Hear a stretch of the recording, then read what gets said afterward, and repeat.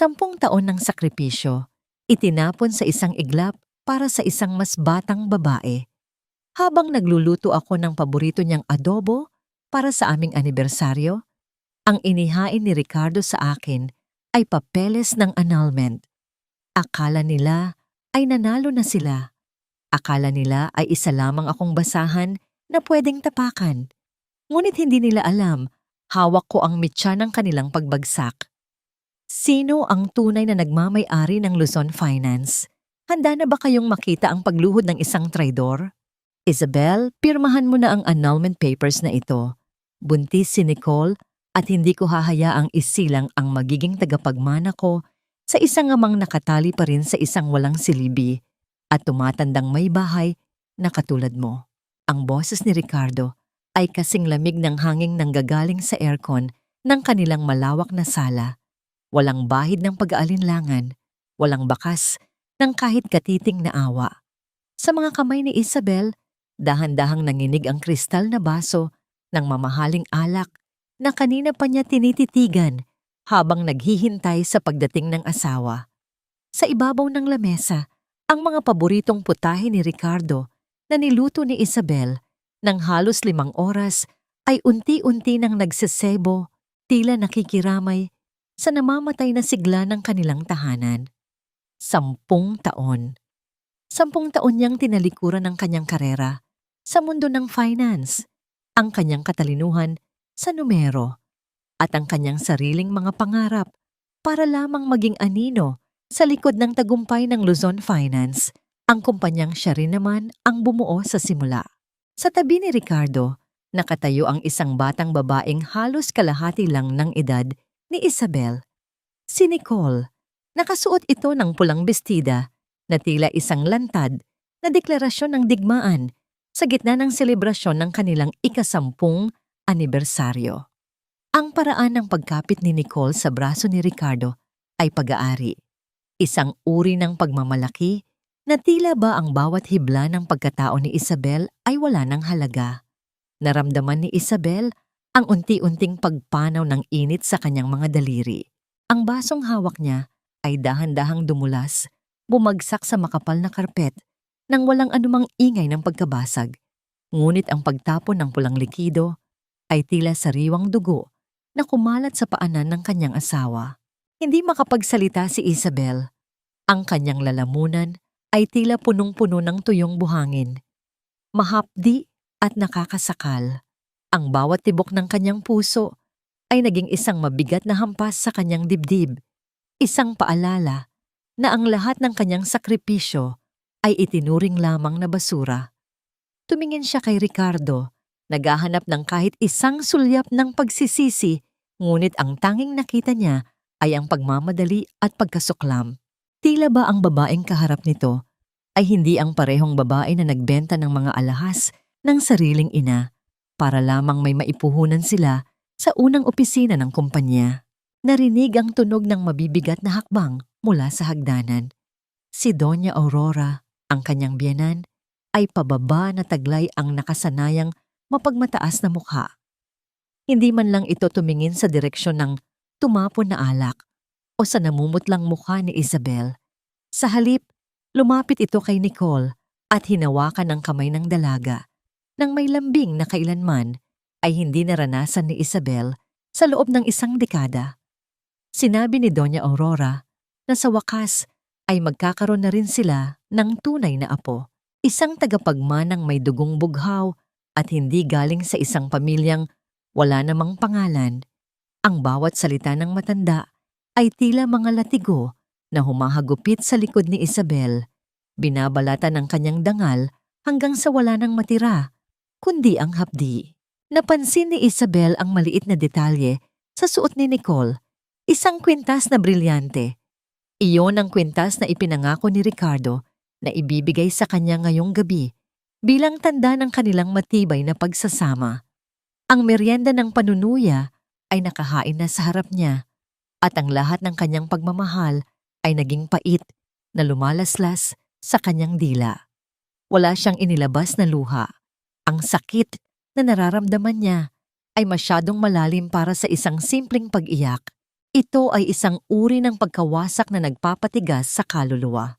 Inilapag ni Ricardo ang panulat sa ibabaw ng mga papeles sa lamesa. Ang tunog nito ay tila isang hatol ng kamatayan sa kanilang pagsasama. Sinabihan niya si Isabel na dapat na itong umalis bago mag-umaga dahil kailangan na nilang ihanda ang bahay para sa paglipat ni Nicole. Ang bawat gamit na pinili ni Isabel, ang bawat disenyo ng kurtina, at ang bawat tanim sa hardin na kanyang inalagaan ay hindi na sa kanya. Siya ay magiging isang estranghero sa loob ng bahay na siya mismo ang nagpatayo gamit ang kanyang pawis at talino. Tumayo si Isabel ng tuwid, kahit na ang kanyang mga tuhod ay tila malapit ng bumigay. Tiningnan niya ang mga papeles. Pagkatapos ay ang 3 taong nasa harap niya na tila ba tinitimbang ang kanilang mga kaluluwa sa huling pagkakataon. Sa gitna ng nagngangalit na bagyo ng emosyon sa kanyang loob, isang malamig na kaisipan ang biglang sumibol. Ang kumpanyang ipinagmamalaki ni Ricardo, ang Luzon Finance, ay nakatayo sa isang pundasyong siya ang gumawa. At kung kaya niyang bumuo ng isang imperyo mula sa wala, kaya rin niya itong gibain ng walang ititira. Inabot ni Isabel ang panulat. Ang kanyang kamay ay hindi na nanginginig. Habang inilalapat niya ang dulo ng bolpen sa papel, isang tanong ang paulit-ulit na umaling-awngaw sa kanyang isipan. Isang tanong na magiging mitya ng kanyang muling pagsilang. Bakit ko nga ba inakalang ang isang leon ay kailangang magpaamo sa isang lalaking ang tanging alam ay magnakaw ng liwanag ng iba? Ang malamig na sinag ng umaga ay pumasok sa bintana, ngunit hindi ito nagdala ng pag-asa kay Isabel. Sa halip, ang bawat guhit ng liwanag ay tila isang daliri na itinuturo ang kanyang pagkabigo. Sa gitna ng malawak na silid na dati ay puno ng kanyang mga pangarap, tanging isang maliit na maleta lamang ang nasa kanyang tabi. Ang mga aparador na dati ay naglalaman ng kanyang mga mamahaling terno ay wala ng laman, tila isang bangkay na hinukay at ninakawan ng dangal. Habang dahan-dahang isinasara ni Isabel ang zipper ng kanyang maleta, narinig niya ang malulutong na tawanan mula sa ibaba. Ang boses ni Nicole ay tila isang matalas na kuko na kumakamot sa kanyang pandinig, masigla at puno ng kapangyarihan sa loob ng bahay na hindi naman sa kanya. Bawat hakbang ni Isabel pababa ng hagdanan ay tila pagpasan sa buong daigdig. Ang bigat ng kanyang mga paa ay hindi nanggagaling sa pagkapagod, kundi sa katotohanang sa bawat baitang na kanyang nilalagpasan ay iniiwan din niya ang 10 taon ng kanyang buhay na wala nang balikan. Sa paanan ng hagdan, naghihintay si Doña Aurora. Ang matanda ay nakaupo sa kanyang paboritong silya, humihigop ng kape na tila ba ang nangyayari ay isang ordinaryong eksena lamang sa isang palabas. Tiningnan niya si Isabel mula ulo hanggang paa, isang tinging puno ng pangungutya at kawalan ng pagpapahalaga. Sinabi ni Doña Aurora na huwag nang magtangkang kumuha pa ng kahit anong gamit na hindi naman binili ng sariling pera ni Isabel. Ang bawat dekorasyon at kagamitan sa loob ng mansyong yon, ayon sa matanda, ay pag-aari na ngayon ng tunay na reyna ng tahanan. Isabel, make sure na wala kang naiwan na dumi rito. Ayaw ni Nicole ng bad vibes sa house. Ang wika ng matanda sa tunong tila ba isang katulong lamang ang kanyang kinakausap. Ang mga salitang ito ay bumaon sa puso ni Isabel, ngunit sa pagkakataong ito, hindi niya hinayaang makita nila ang kanyang panghihina. Nanatiling tuwid ang kanyang likod, ang kanyang mga mata ay nakatingin sa malayo, lampas sa mga taong pilit siyang binubura. Nang makarating siya sa malaking pinto ng mansyon, bumungad sa kanya ang isang malakas na buhos ng ulan. Ang langit ay tila nakikiramay o marahil ay nakikipagtulungan sa tadhana upang lalong ilubog si Isabel sa putik ng kahihiyan. Walang sasakyang naghihintay sa kanya. Ang mga susi ng kanyang kotse ay sa pilitan ng kinuha ni Ricardo kaninang madaling araw sa pagsasabing ang kumpanya ang nagbayad para doon at wala siyang karapatang gamitin ito Sa kanyang pag-alis, bit-bit ang kanyang maleta, lumabas si Isabel sa ulan. Ang malamig na tubig ay mabilis na tumagos sa kanyang suot na manipis na blusa. Dumadaloy sa kanyang mukha na tila mga luhang ayaw niyang ilabas. Ang bawat patak ng ulan ay humahalik sa semento.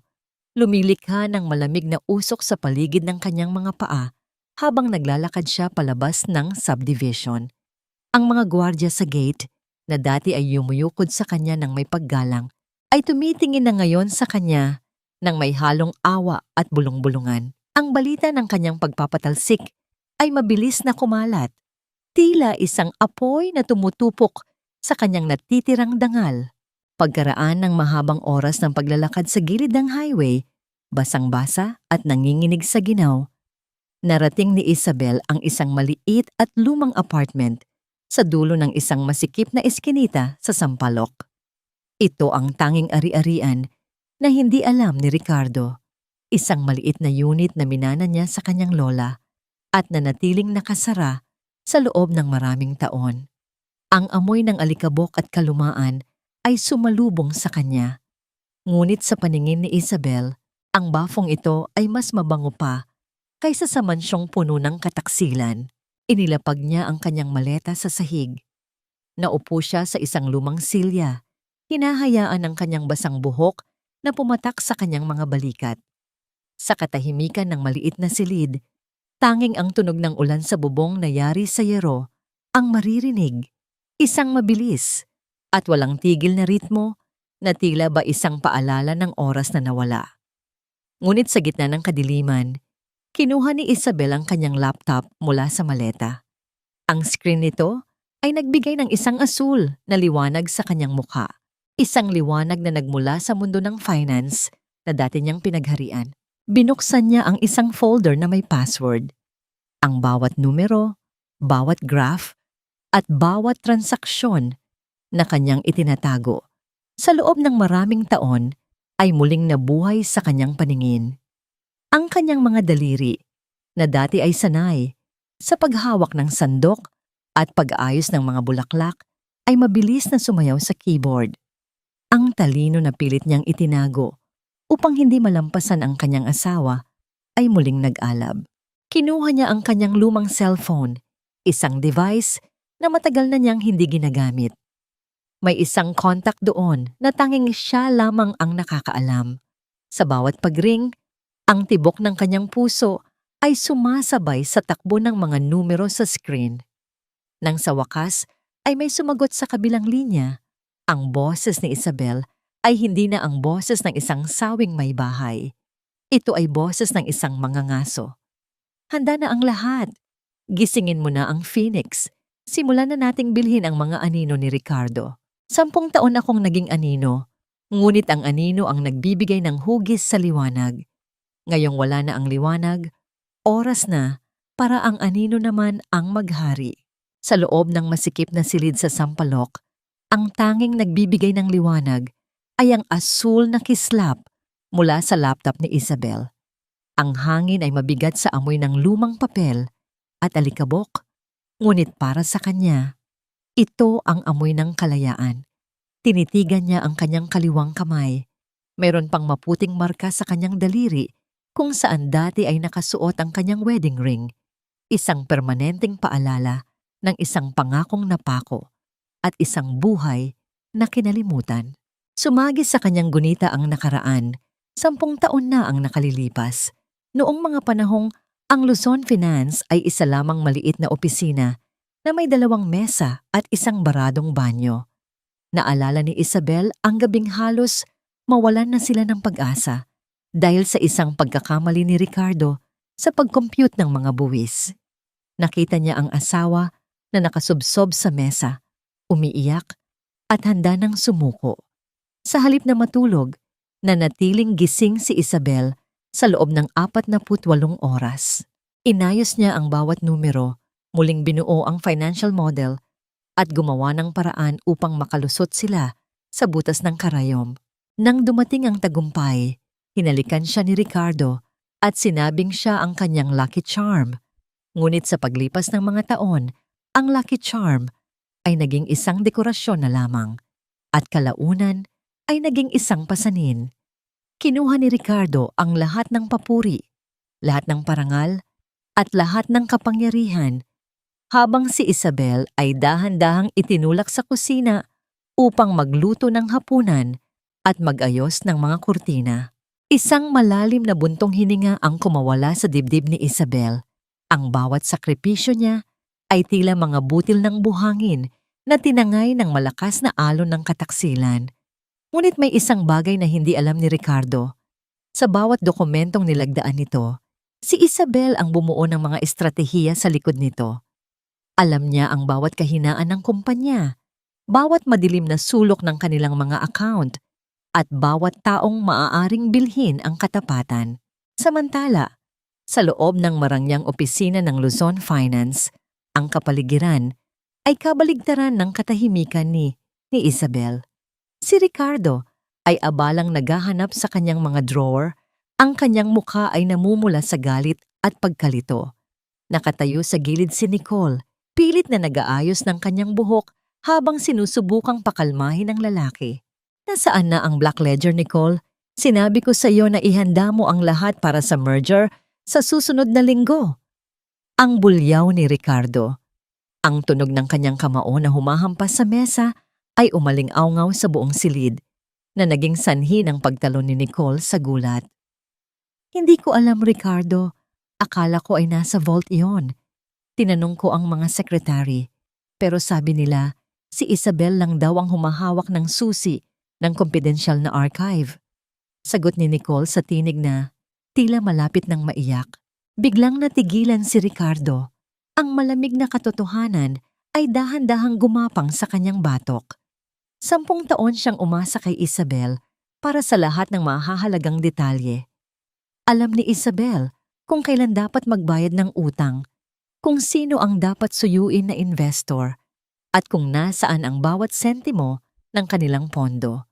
Sa kanyang pagmamadaling palitan si Isabel ng isang mas bata at mas masunuring babae, nakalimutan niyang ang utak ng kanyang kumpanya ay kakaalis lang bitbit ang isang lumang maleta. Bumalik ang eksena kay Isabel. Sa screen ng kanyang laptop, nakabukas ang isang trading platform. Gamit ang isang lihim na account sa pangalan ng kanyang yumaong lola, nagsimula siyang mag-short sell ng mga stocks ng Luzon Finance sa maliliit na halaga. Sapat na upang hindi mapansin agad, ngunit sapat na rin upang simulan ang pagguho ng presyo nito sa merkado. Tumingin siya sa labas ng bintana, sa madilim na kalangitan ng Maynila. Isang malungkot na ngiti ang sumilay sa kanyang mga labi. Naalala niya ang sinabi ni Ricardo nung pinalayas siya, na wala siyang silbi sa labas ng kanilang bahay. Ricardo, akala mo ay tinanggalan mo ako ng tahanan. Bulong ni Isabel sa hangin. Ang kanyang boses ay puno ng determinasyon. Hindi mo alam, pinalaya mo lang ang leon mula sa kulungang ikaw mismo ang gumawa. Kinuha niya ang isang litrato nilang dalawa ni Ricardo mula sa kanyang bag, ang huling piraso ng kanilang nakaraan. Dahan-dahan niyang pinunit ang mukha ni Ricardo, iniwan ang kanyang sariling imahe na mag-isa at buo. Sa sandaling iyon, ang huling bakas ng pag-ibig ay naging abo, at ang tanging natira ay ang apoy ng isang layuning hindi matitibag. Paano kaya haharapin ni Ricardo ang unang pagyanig ng kanyang imperyo nang wala ang babaeng laging sumasagip sa kanya? Ang talino ay hindi parang damit na kapag hinubad mo ay wala na. Ito ay nakaukit sa bawat hibla ng aking pagkatao at sa bawat numerong aking binubuo. Sa loob ng maliit na silid sa sampalok, ang ingay ng paligid, ang hiyawan ng mga bata sa kalsada, ang ingay ng mga sasakyang dumadaan, at ang tila humihingal na pag-ikot ng lumang bentilador sa kisame, ay unti-unting naglaho sa pandinig ni Isabel. Nakatuon ang kanyang buong pansin sa kislap ng monitor. Ang kanyang mga mata, na dati ay puno ng pagmamahal para sa isang asawang hindi marunong magpahalaga, ay nag-iba na ng ningning. Ito na ang ningning ng isang mangangaso na matiyagang naghihintay sa tamang pagkakataon. Sa harap niya ay isang mangkok ng instant noodles na wala ng usok, malamig na at hindi na masarap kainin. Isang malaking kaibahan sa mga steak at mamahaling alak na nakasanayan niya sa mansyon. Ngunit habang hinihigop ni Isabel ang sabaw, tila ba mas malasang malasa ito kaysa sa anumang handog ni Ricardo. Bawat lunok niya ay simbolo ng kanyang paninindigan na kaya niyang mabuhay kahit wala ang mga karangyang ipinagkait sa kanya. Ang bawat sentimo na natitira sa kanyang lihim na pitaka ay gagamitin niya ng may katuturan. Inilabas ni Isabel mula sa kanyang bag ang isang lumang notebook na may kupas na cover. Dito nakasulat ang mga estratehiyang binuo niya noong mga panahong hindi pa siya kinakalawang sa mundo ng stock market. Dito rin nakatala ang mga pangalan ng mga taong pinagkakautangan ng loob ni Ricardo, mga taong alam ni Isabel na hindi masaya sa pamamalakad ng asawa. Sa bawat pagbuklat niya ng pahina, tila binubuksan din niya ang isang lumang sugat na ngayon ay nagiging lakas. Sinimulan ni Isabel ang pag-set up ng kanyang bagong network. Hindi siya gagamit ng sarili niyang pangalan. Sa mundo ng digital finance, siya ay muling magiging si The Phoenix, ang misteryosong trader na kinatatakutan ng marami dahil sa bilis at talas ng mga desisyon nito sa merkado. Ang bawat pagpindot niya sa keyboard ay nagbibigay ng matalim na tunog sa katahimikan ng gabi. Bawat karakter na lumalabas sa screen ay isang hakbang palapit sa kanyang kalayaan. Habang nagtatrabaho, sumagi sa kanyang isipan ang mukha ni Nicole. Naalala niya ang mapang-uyam ng ngiti ng dalaga at ang paraan ng paghawak nito sa kanyang asawa. Ngunit imbes na saktan, ang imaheng iyon ay nagbigay sa kanya ng malamig na determinasyon. Alam ni Isabel na si Nicole ay isang anay na unti-unting uubos sa kayamanan ni Ricardo mula sa loob. Kailangan lang ni Isabel na bigyan ng kaunting tulak ang domino upang gumuho ang lahat. May isang mahalagang dokumento na kailangang makuha ni Isabel, ang audit report, na nagpapatunay ng mga pekeng transaksyon ni Ricardo. Para sa mga luxury cars at alahas ni Nicole, alam niyang itinago ito ni Ricardo sa isang file na ang tanging susi ay ang petsa ng kanilang kasal. Isang mapait na irony na ang araw ng kanilang sumpaan ang siyang susi sa kanyang pagbagsak. Isang mensahe ang lumitaw sa kanyang screen mula sa isang encrypted contact. Handa na ang pondo para sa unang pagsalakay. Kailan tayo magsisimula? Sandaling natigil si Isabel. Tumingin siya sa kanyang sariling refleksyon sa madilim na bahagi ng monitor. Hindi na niya nakikilala ang babaeng dati ay umiiyak sa gilid ng kama. Ang babaeng naroon ngayon ay may mga matang, tila nagniningas na uling. Ngayon, bulong niya sa hangin, habang ang kanyang daliri ay mariing pumindot sa enter key. Sa sandaling iyon, ang unang alon ng kanyang paghihiganti ay pinakawalan na sa dagat ng merkado. Isang maliit na pagyanig para sa Luzon Finance, ngunit para kay Isabel, ito ang simula ng isang tsunami. Habang ang buong mundo ay natutulog, isang bagong reyna ang dahan-dahang bumabangon mula sa dumi ng sampalok, handang bawiin ang koronang sa kanya naman talaga mula pa sa simula. Paano kaya matutulog ng mahimbing si Ricardo kung ang kanyang buong imperyo ay dahan-dahan ng kinakain ng isang aninong hindi niya makita? Kumusta ang buhay daga sa Sampaloc, Isabel? Balita ko, kahit pambili ng sabon ay wala ka na. Nakakaawa ka naman. Baka sa susunod ay sa bangketa ka napulutin. Ang matinis na halakhak ni Nicole ay tila isang matalas na patalim na humihiwa sa katahimikan ng maliit na silid ni Isabel. Hawak ni Isabel ang kanyang lumang cellphone. Ramdam ang panginginig ng kanyang mga daliri habang nakikinig sa boses ng babaeng umagaw sa kanyang asawa. Sa kabilang linya, naririnig ni Isabel ang mahinang tugtog ng klasikal na musika at ang kalansing ng mga mamahaling kubyertos. Isang malinaw na palatandaan na kasalukuyang naghahapunan ang mga traidor sa mansyong dati ay sa kanya. Kasalukuyang nakaupo si Nicole sa mismong silya ni Isabel sa dining hall Suot ang isa sa mga sutlang roba na naiwan ni Isabel. Sinabi ni Nicole ng may halong panunuya na ipinatapon na niya sa basurahan ang lahat ng mga gamit ni Isabel, kabilang na ang mga album ng larawan at ang mga paboritong libro nito. Ayon sa kanya, ang bawat sulok ng bahay ay kailangang linisin mula sa amoy ng isang talunang asawa. Ang lason sa bawat salita ni Nicole ay nanunuot sa pandinig ni Isabel, tila isang madilim na likido na pilit lumalason sa kanyang pagkatao. Huwag kang mag-alala, Isabel. Pagpapatuloy ni Nicole habang pinaglalaruan ang kanyang buhok. Alaga ko si Ricardo. Masaya siya sa piling ko dahil hindi ako katulad mo na laging nakakulong sa mga numero. At heto ang pinakamasarap na balita. Sa wakas, magkakaroon na siya ng tunay na pamilya. Ang baby na dinadala ko, ang magiging sentro ng lahat, at ikaw. Isang madilim na alaala na lang na mabilis na mabubura. Sa sampalok, napahigpit ang hawak ni Isabel sa gilid ng kanyang mesa. Ang kanyang paningin ay nagdilim sa tindi ng emosyong pilit niyang sinusupil. Nais niyang sumigaw. Nais niyang murahin ang babaeng walang pakundangan kung manakit. Ngunit alam ni Isabel na iyon ang nais mangyari ni Nicole.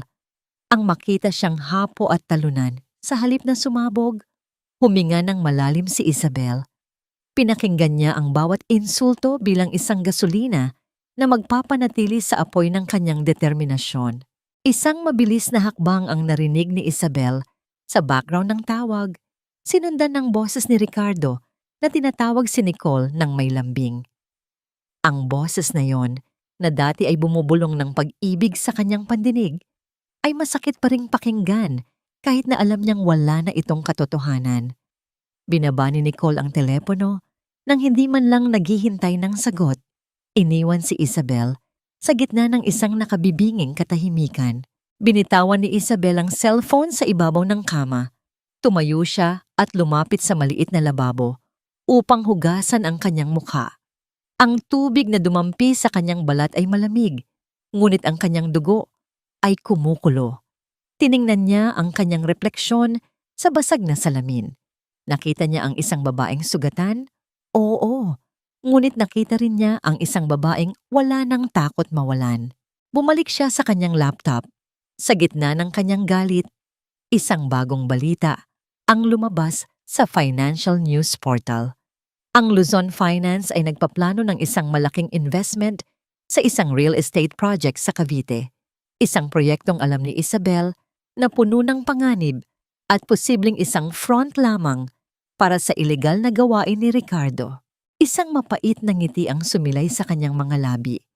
Alam ni Isabel ang lason na itinatanim ni Nicole sa buhay ni Ricardo at alam din niya na ang lasong ito ang mismong magpapabagsak sa kanila.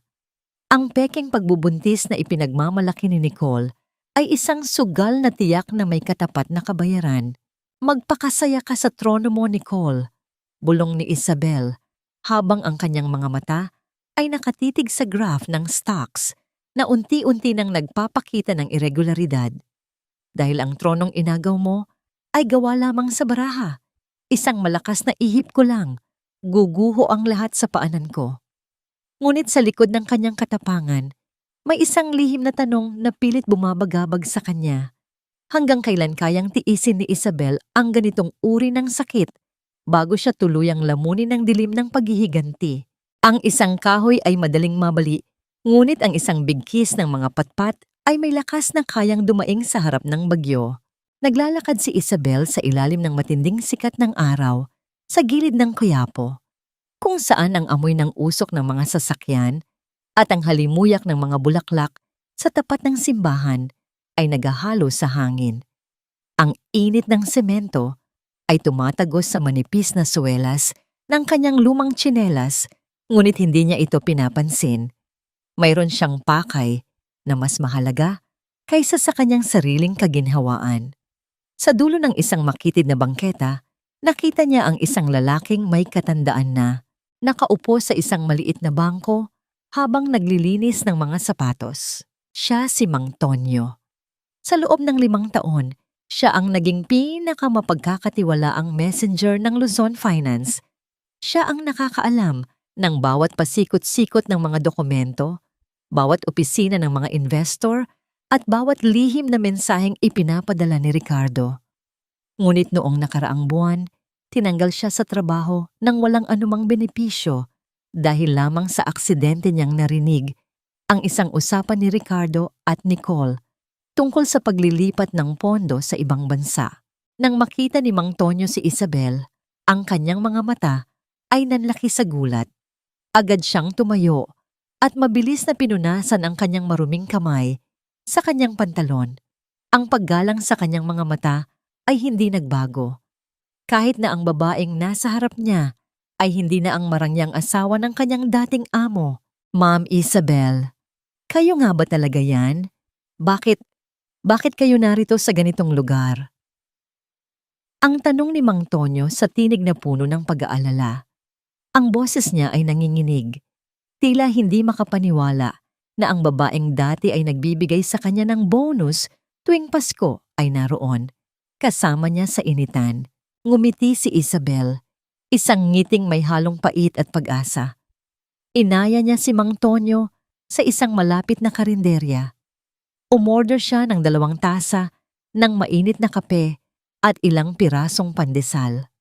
Doon, sa gitna ng ingay ng mga tricycle at sigawan ng mga tinderong dumadaan, ay muling nagtagpo ang 2 kaluluwang kapwa, itinapon ng isang sistemang walang puso.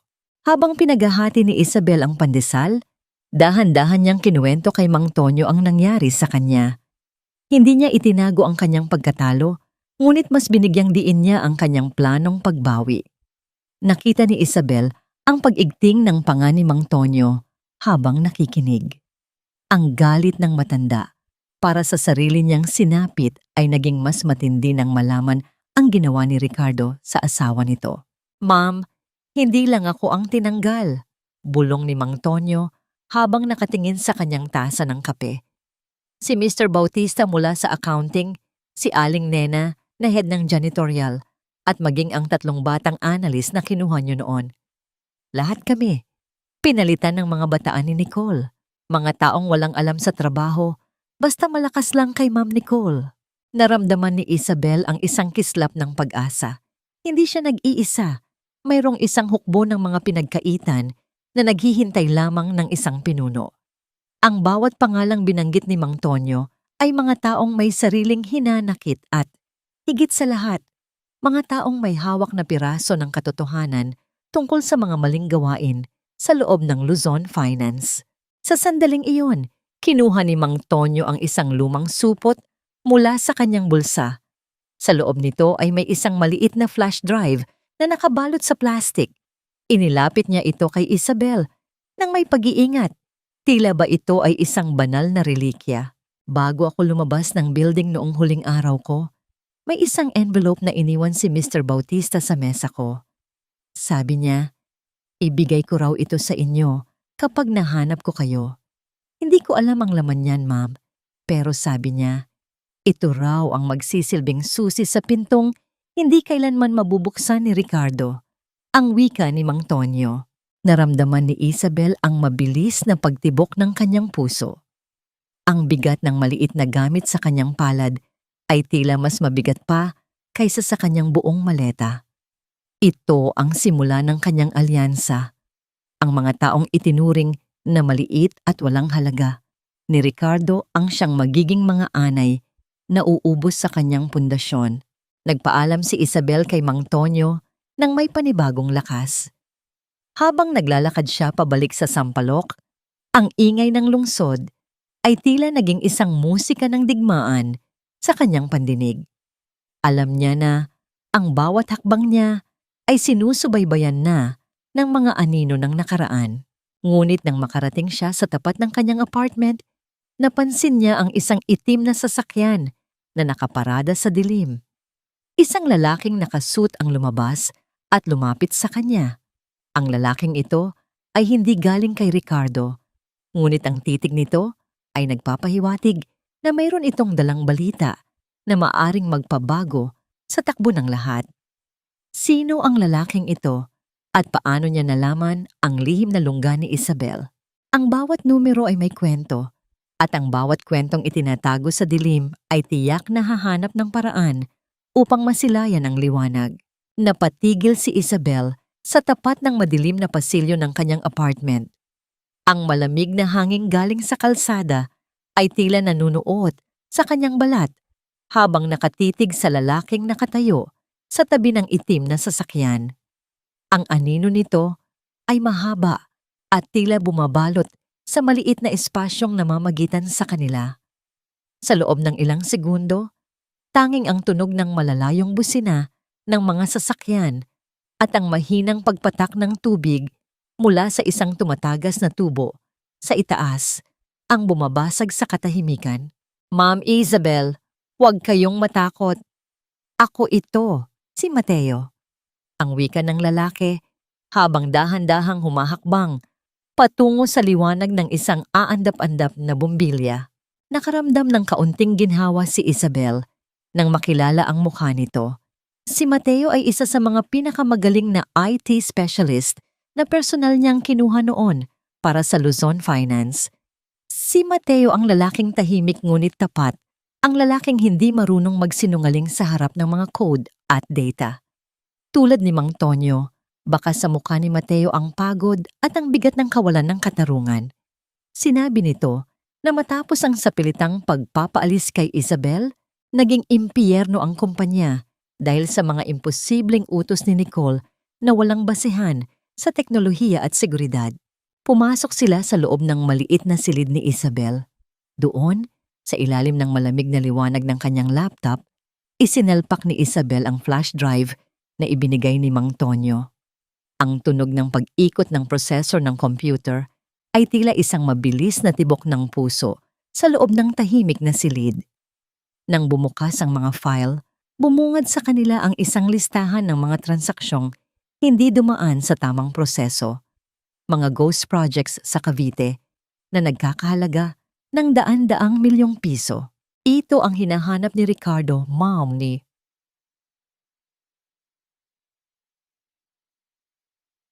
bulong ni Mateo habang itinuturo ang isang folder na may pangalang Project Golden Age. Hindi ito real estate project. Ito ay isang malaking money laundering scheme na nakapangalan sa mga kamag-anak ni Nicole sa probinsya. Kapag pumutok ito, hindi lang bagsak ang kumpanya, kulungan ang bagsak ni Ricardo. Naramdaman ni Isabel ang isang matinding panginginig sa kanyang kalamnan. Hindi niya akalain na aabot sa ganito ang kasakiman ng lalaking minahal niya ng 10 taon. Ang bawat sentimong pinaghirapan niyang ipunin para sa kinabukasan ng kanilang pamilya ay winawaldas lamang sa mga ilegal na gawain upang mapanatili ang marangyang buhay ni Nicole. Ngunit sa halip na matakot, naramdaman ni Isabel ang isang kakaibang talas ng isip. Ito ang pagkakataong hinihintay niya. Sinimulan niyang i-analyze ang stock movement ng Luzon Finance. Dahil sa takot ng mga investors sa mga kumakalat na chismis tungkol sa merger, dahan-dahang bumababa ang halaga ng shares. Ito ang perpektong sandali para sa Phoenix na kumilos. Sa tulong ng mga technical skills ni Mateo, nagsimulang bumili si Isabel ng maliliit na porsyento ng stocks gamit ang iba't ibang dummy accounts na hindi masusubaybayan ni Ricardo. Ang bawat transaksyon ay tila isang tahimik na patak ng lason sa baso ni Ricardo. Hindi nakamamatay sa simula, ngunit unti-unting uubos sa kanyang lakas. Ma'am, bakit hindi pa natin ilabas ang mga dokumentong ito sa media? Tanong ni Mateo nang may halong pagtataka. Tumingin si Isabel sa bintana, kung saan makikita ang malalayong ilaw ng mga gusali sa Makati. Dahil kung gagawin natin yan ngayon, masisira ang kumpanya at maraming inosenteng empleyado ang mawawalan ng trabaho. Gusto kong makuha ang kontrol bago ang pagbagsak. Gusto kong makita ang mukha ni Ricardo kapag nalaman niyang ang babaeng itinapon niya ang may-ari ng bawat hibla ng kanyang hininga sa negosyo. Habang lumalalim ang gabi, ang unang hakbang ng pagbawi ni Isabel ay naging isang ganap na operasyon. Ang Phoenix ay hindi na lamang isang pangalan. Ito ay naging isang puwersang kumikilos sa ilalim ng lupa. Dahan-dahang binubutas ang pundasyon ng Luzon Finance. Ngunit sa kabilang panig ng lungsod, sa loob ng marangyang opisina ni Ricardo, isang alarma ang tumunog sa kanyang computer. Isang hindi kilalang buyer ang mabilis na humahigop sa mga stocks na inilalabas ng mga natatakot na investors. Hinampas ni Ricardo ang kanyang mesa. Ang tunog nito ay tila isang putok ng baril sa loob ng tahimik na opisina. Sino ang Phoenix na ito? At bakit tila alam niya ang bawat galaw ko? Ang pangamba sa mga mata ni Ricardo ay ang unang tagumpay ni Isabel.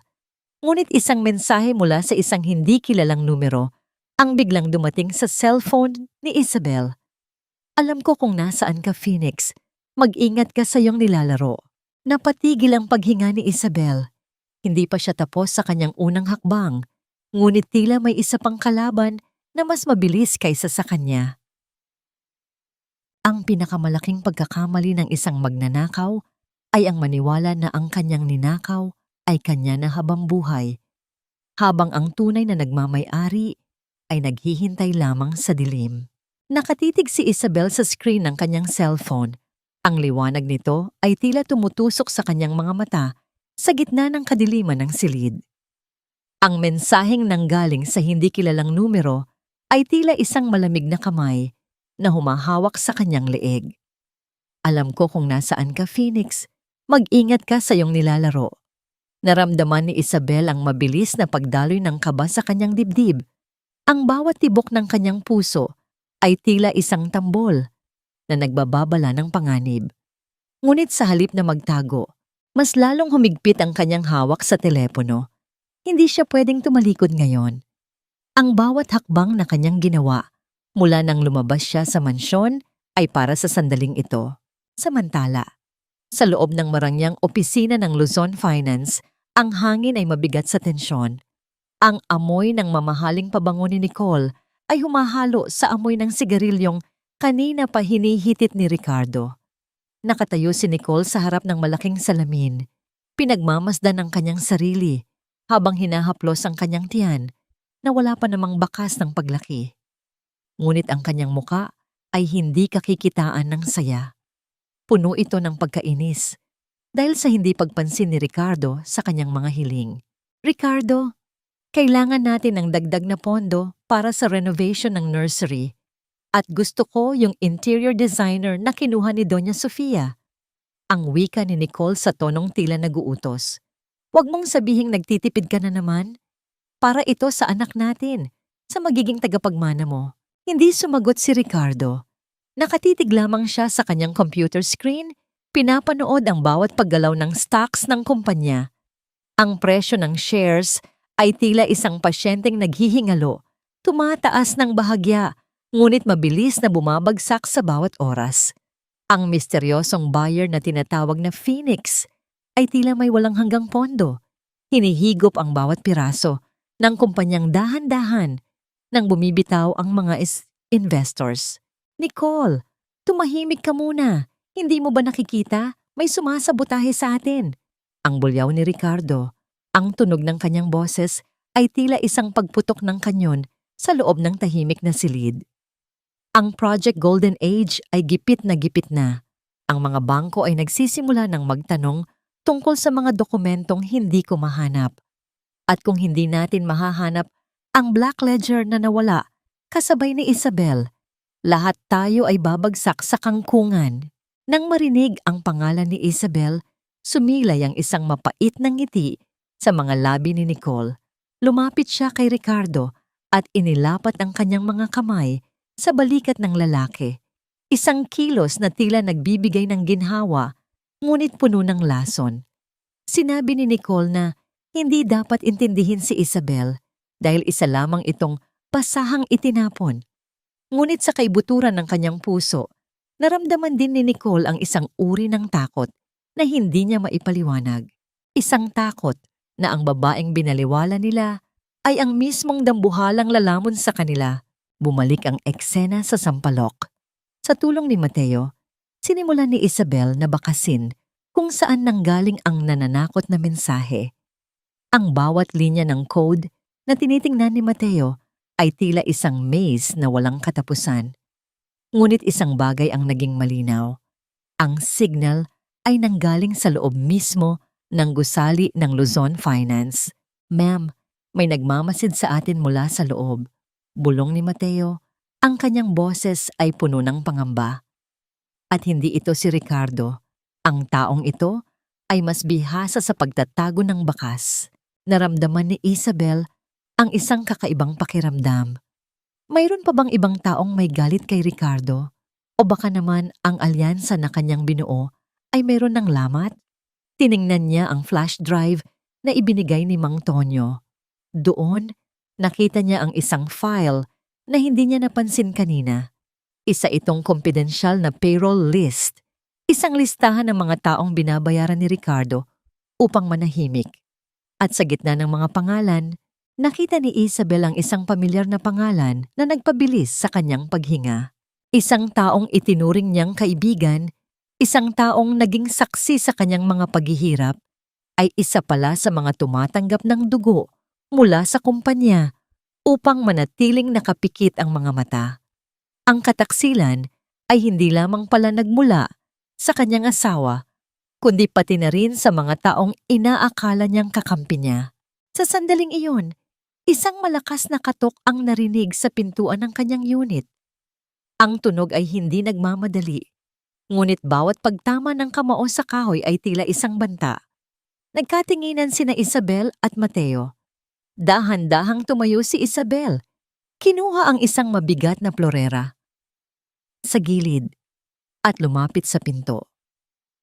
Sino ang nasa labas? Ang taong nagpadala ng mensahe o ang taong magdadala sa kanya sa susunod na antas ng kanyang paghihiganti? Ang pinakamatinding sugat ay hindi nanggagaling sa harapang tagaan, kundi sa isang yakap na may nakatagong patalim sa likuran. Nanatiling nakatayo si Isabel sa likod ng pinto. Ang kanyang paghinga ay tila isang mabilis na kumpas ng relo sa gitna ng nakabibinging katahimikan. Ang mabigat na florera sa kanyang kamay ay tila naging bahagi na ng kanyang mga daliri, isang simbolo ng kanyang pagiging laging handa sa anumang panganib. Ang bawat katok mula sa labas ay tila isang paalala na wala nang ligtas na lugar sa mundong ito para sa isang babaeng naghahangad ng katarungan. Nang dahan-dahang bumukas ang pinto, hindi isang kaaway ang bumungad sa kanya, kundi si Attorney Aris, ang lalaking nakita niya sa payroll list ni Ricardo. Ang kanyang mga mata ay pagod at ang kanyang mamahaling suit ay gusot na, malayo sa imahe ng isang matagumpay na abogado na dati ay laging nasa tabi ni Ricardo. Ngunit bago pa man makapagsalita si Isabel, itinaas ni Aris ang kanyang dalawang kamay bilang tanda ng pagsuko. Huwag kang matakot, Isabel. Alam kong nakita mo ang pangalan ko sa listahan. Ang simula ni Aris, ang kanyang boses ay paos at puno ng pagsisisi. Tinanggap ko ang pera ni Ricardo, hindi para pagtaksilan ka, kundi para magkaroon ng sapat na pondo upang protektahan ang mga taong binalak niyang ipatapon sa kangkungan. Ang bawat sentimong galing sa kanya ay ginamit ko para sa mga secret severance packages ng mga empleyadong tinanggal niya nang walang laban. Naramdaman ni Isabel ang unti-unting pagluwag ng kanyang pagkakahawak sa florera. Ang pagdududa na tila isang lason sa kanyang isipan ay dahan-dahang humuhupa, ngunit ang sakit ng kawalan ng tiwala ay nananatili pa rin. Pumasok si Aris sa loob at inilapag ang isang makapal na folder sa mesa. Isang folder na naglalaman ng mga orihinal na titulo ng mga lupain sa Cavite na pilit na kinukuha ni Ricardo sa ilalim ng Project Golden Age. Isabel, hindi lang ikaw ang biktima rito.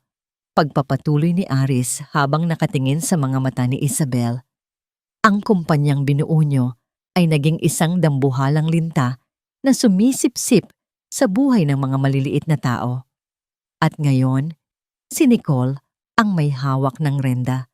Siya ang nag-uudyok kay Ricardo na gumawa ng mga desisyong lalong maglulubog sa inyo sa utang.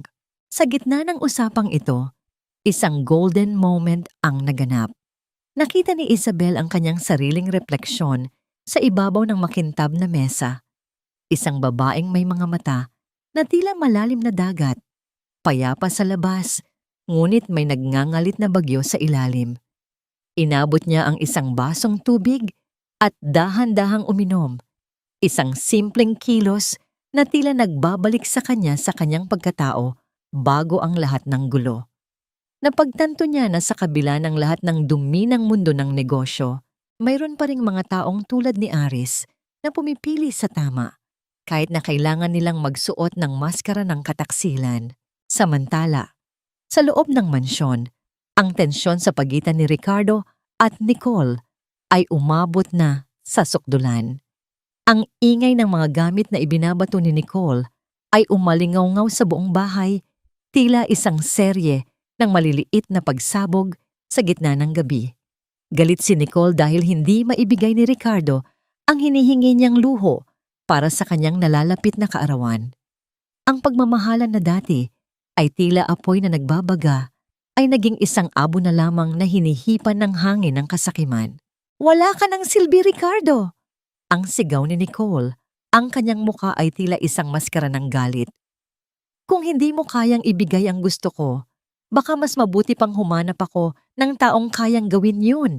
Akala ko ba ikaw ang hari ng finance? Bakit tila takot na takot ka sa isang phoenix na hindi mo naman kilala?" Ang mga salitang ito ay tila isang sampal sa pagkatao ni Ricardo. Napaupo siya sa gilid ng kanilang kama. Ang kanyang mga kamay ay nakasubsob sa kanyang mukha. Sa sandaling iyon, ang takot na nararamdaman niya ay hindi lamang dahil sa pagkawala ng pera, kundi dahil sa katotohanang ang babaeng pinili niya ay hindi kailanman magiging katulad ni Isabel, isang babaeng marunong magmahal ng walang kapalit. Bumalik ang eksena sa sampalok. Sa tulong ni Mateo at Aris, sinimulan ni Isabel ang huling yugto ng kanyang pagsalakay.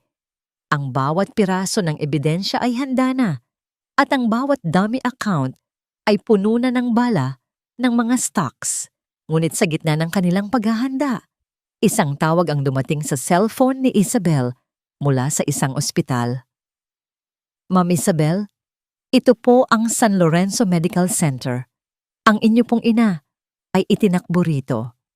Critical po ang kanyang kondisyon at kailangan ng agarang operasyon." Napatigil ang mundo ni Isabel. Ang kanyang ina, ang tanging taong nagbigay sa kanya ng lakas, ay nasa panganib.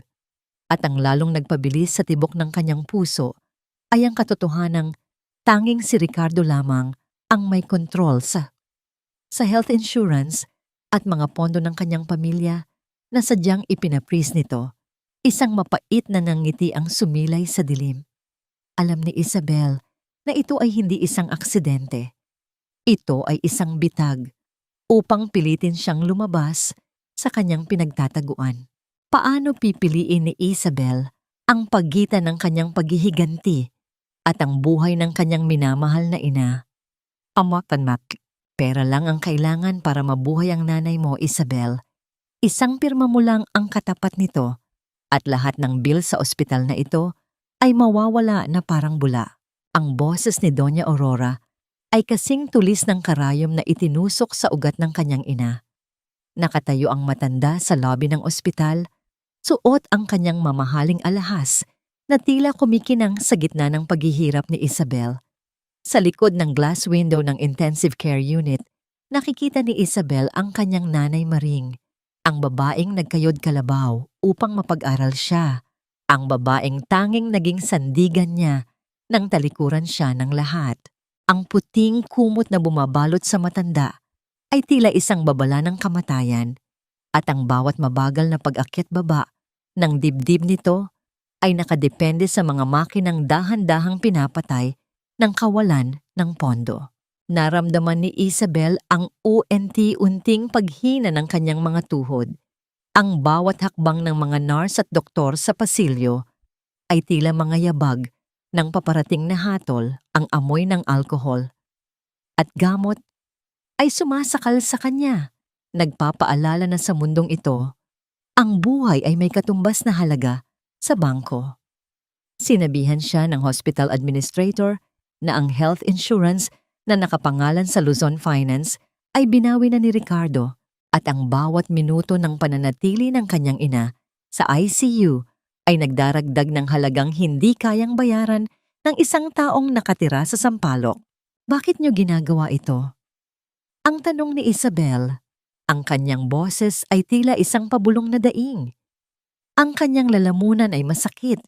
Tila may mga bubog siyang nilulunok sa bawat salitang lumalabas. Ina ko siya, Doña Aurora. Wala siyang kinalaman sa galit niyo sa akin. Isang mapait na ngiti ang sumilay sa mga labi ng matanda. Lumapit ito kay Isabel at hinawakan ang kanyang baba. Isang kilos na tila nagpapakita ng pagkalinga ngunit puno ng lason. Business is business, Isabel. Tinuruan ka ni Ricardo, hindi ba? You have something he wants, the information about the hidden accounts and the files you took. Ibigay mo lang ang lahat at ililipat natin ang nanay mo sa pinakamagandang suite. Huwag kang maging matigas, baka sa huli, pati ang bangkay niya ay hindi mo makuha.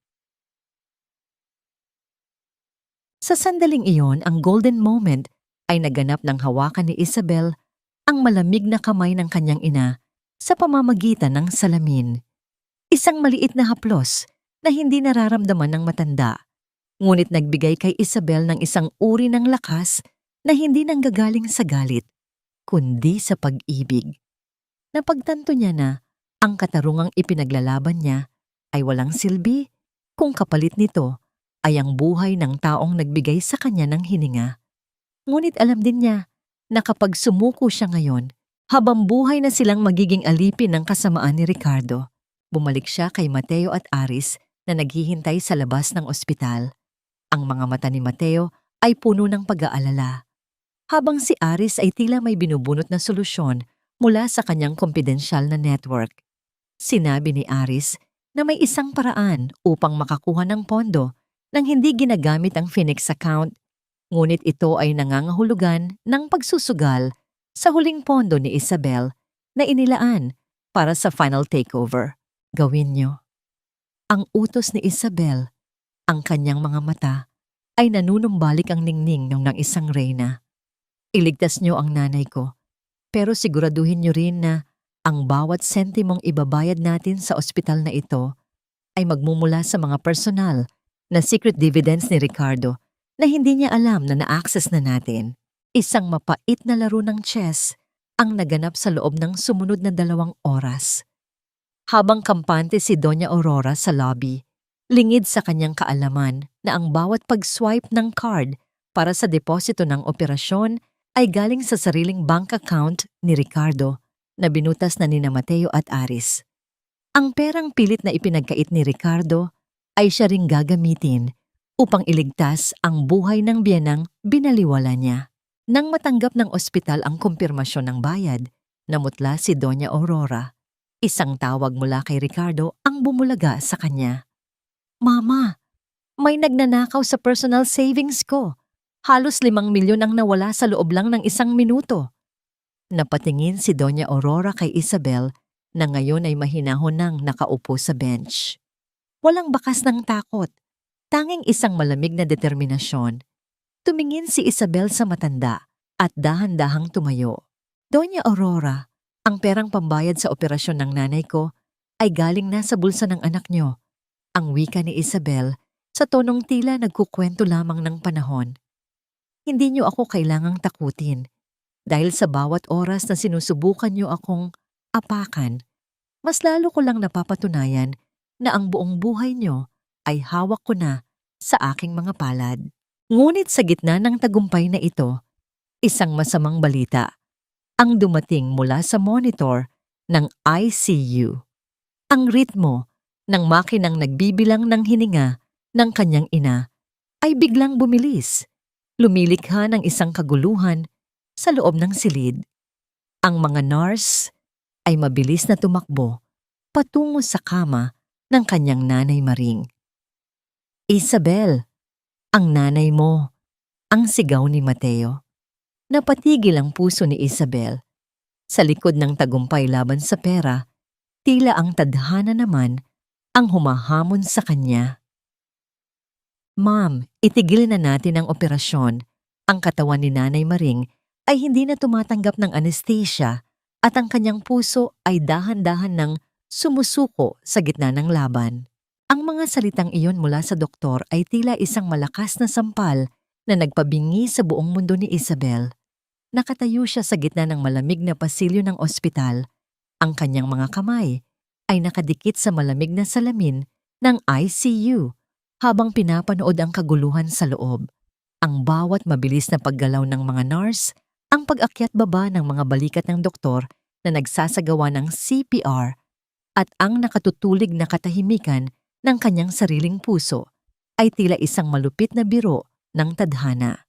Sa kabila ng lahat ng perang ninakaw niya mula kay Ricardo, sa kabila ng lahat ng talino at estratehiya, narito siya ngayon, isang anak na walang magawa, kundi panoorin ang huling paghinga ng kanyang tanging kayamanan. Isang matinding panginginig ang bumalot sa kanyang buong katawan. Naramdaman ni Isabel ang paglambot ng kanyang mga binti. Ang kanyang likod ay sumandal sa pader habang dahan-dahang dumadausdos pababa hanggang sa mapaupo siya sa sahig. Ang kanyang paningin ay lumabo. Hindi dahil sa luha na ayaw pa rin kumawala, kundi dahil sa tindi ng sakit na tila sumasakal sa kanyang bawat hininga. Ang bawat segundo ay tila isang taon at ang bawat tunog ng mga kagamitang medikal sa loob ay tila isang mabilis na pagbilang patungo sa katapusan. Sa kabilang dulo ng pasilyo, naroon pa rin si Doña Aurora, nakatayo ng matuwid at tila pinapanood ang kanyang paghihirap ng may halong tagumpay. Ang matanda ay naglabas ng panyo upang punasan ang kanyang mukha, hindi dahil sa lungkot, kundi dahil sa inis sa tagal ng pangyayari. Sinabi ng matanda sa kanyang kasamang gwardiya na kung mamamatay naman pala ang biyena ni Ricardo, ay sana ay hindi na sila nag-aksaya pa ng pondo sa operasyon. Ang bawat salita ni Doña Aurora ay tila mga lason na pilit na pumapasok sa sugatang kaluluwa ni Isabel. Ngunit sa gitna ng kawalan ng pag-asa, isang golden moment ang naganap. Nakita ni Isabel sa sahig ang isang maliit na rosaryo na yari sa kahoy, ang rosaryong laging hawak ng kanyang nanay Maring tuwing gabi habang ipinagdarasal ang tagumpay ni Isabel. Pinulot niya ito. Ang bawat butil ng kahoy ay tila nagbibigay ng isang uri ng init sa kanyang nanlalamig na palad. Naalala niya ang boses ng kanyang ina, ang boses na laging nagsasabing ang tunay na lakas ay hindi nasusukat sa kung gaano kakabilis tumakbo, kundi sa kung paano ka bumabangon matapos ang bawat pagkadapa. Dahan-dahang tumayo si Isabel. Ang kanyang mga mata, na dati ay puno ng takot, ay naging kasing talas ng isang espada. Nilapitan niya ang doktor na lumabas mula sa ICU na may malungkot na mukha. Bago pa man makapagsalita ang doktor, hinawakan ni Isabel ang braso nito ng may matinding otoridad. Doc, hindi siya susuko at hindi rin ako susuko. Gamitin niyo ang lahat ng makabagong teknolohiya kahit gaano pa kamahal. Ang pondo ay hindi problema. Buhayin niyo ang nanay ko dahil siya ang tanging saksi sa muling pagbangon ng isang reyna. Ang wika ni Isabel sa tinig na hindi nanginginig. Isang tinig na tila nag-uutos maging sa kamatayan na umatras muna. Habang bumabalik ang mga doktor sa loob para sa huling pagtatangka, lumapit si Isabel kay Doña Aurora. Ang distansya sa pagitan nila ay tila naging isang battleground. Tiningnan ni Isabel ang matanda mula ulo hanggang paa. Isang tingin na nagpaliit sa presensya ng biyenan. Doña Aurora, sabihin mo kay Ricardo, ang bawat sentimong nawala sa kanya ngayon ay barya pa lamang kumpara sa halagang kukunin ko sa kanya sa susunod na linggo. Ang bulong ni Isabel, ang bawat salita ay tila isang sumpa. At tungkol kay Nicole, pakisabi sa kanya na ihanda na niya ang kanyang mga gamit. Dahil ang nursery na ipinapagawa niya, doon ko itatapon ang lahat ng basura ng Luzon Finance bago ko sunugin ang kumpanyang yon sa harap niyo. Isang mensahe ang pumasok sa cellphone ni Isabel mula kay Mateo. Ma'am, natunto na ni Ricardo ang IP address ng transaksyon sa ospital na ito.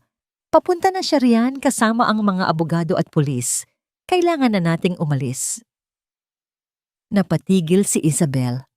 Ang kanyang ina ay nasa loob pa ng ICU, nag-agaw buhay at ang kanyang kaaway ay paparating na upang tuluyang tapusin siya sa harap ng kanyang naghihingalong ina.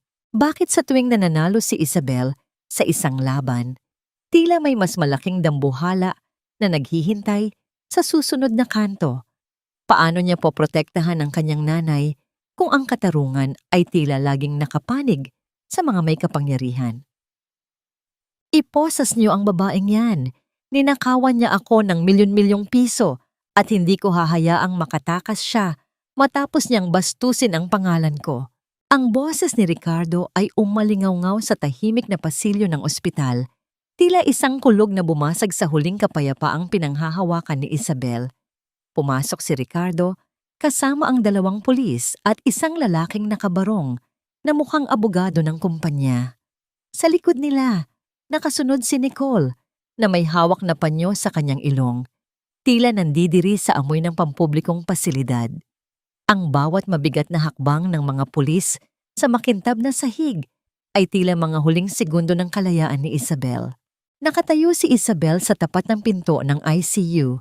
Ang kanyang mga kamay ay mahigpit pa ring nakakapit sa kahoy na rosaryo ng kanyang ina. Ang kaibahan ng sitwasyon ay isang malupit na biro. Sa loob ng silid, ang kanyang ina ay nakikipaglaban para sa bawat hininga, habang sa labas, ang kanyang asawa ay nakikipaglaban upang tuluyan siyang ilubog sa bilangguan. Naramdaman ni Isabel ang unti-unting panlalamig ng kanyang mga daliri. Ang bawat tibok ng kanyang puso ay tila isang mabilis na pagtakbo patungo sa bangin.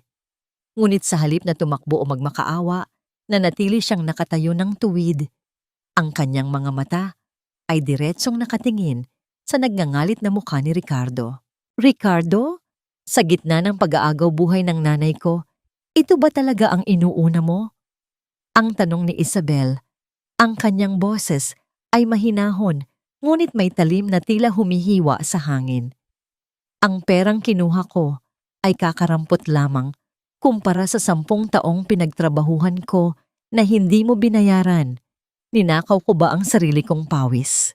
Isang mapait na tawa ang kumawala kay Nicole. Lumapit ang dalaga at tumayo sa tabi ni Ricardo. Tila isang tagumpay na reyna na nanunuya sa isang talunang alipin. Ang drama mo, Isabel, magnanakaw ka, period.